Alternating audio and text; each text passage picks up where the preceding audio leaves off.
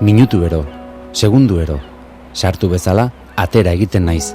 Etorri eta joan, igo eta jeitsi, egunero, mendeetakoa da gure arteko harremana, gazia eta gozoa. Izan ditugu gure goraberak, baina elkarren behar handia daukagu. Oriotarrak etxean daude aspaldian, kale kaiskarra tokatu zaigu udaberri honetan.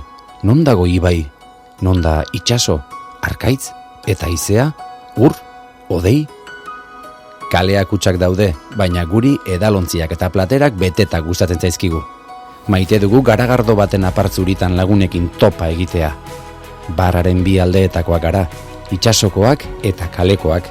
Ibai ondotik plazara bidean poteatu, molla aldean kafe bat, pintxo bat, arrantzalen eta eusko gudarin erosketak egin eta hondartzan amaiketakoa. Milaka izar dituen ostatu honetan sutan daude parrillak. Ikatza haragi bizitan, arrainusaina airean, familia giroa jatetxeetan, lagunartea tabernetan eta hizketaldi lasaiak terrazatan. Herri berezia da gurea, platano horiak ikusten ditugu uretan eta itsaspeko postala bezain koloretsua da gure komertzioa.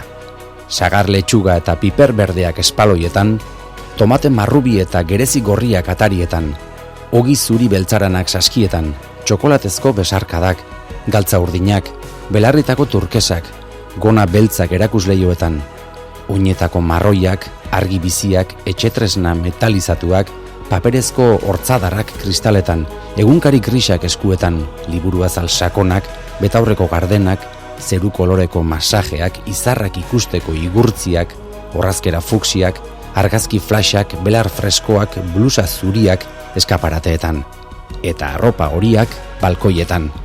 Itsasgorak jantzi eta itsasberak erantzi egiten duen herria da Orio. Bufanda gorridun oriotar bizar zuri batek esana da, hutsak espazioa bete egiten duela. Guri kaleak beteta gustatzen zaizkigu. Irten zure etxera, sartu kalera, bizi kalea. Herri bat ez da galtzen kanpokoek Orion kontsumitzen ez dutelako. Oriokoek bertan erosten ez dutelako baizik.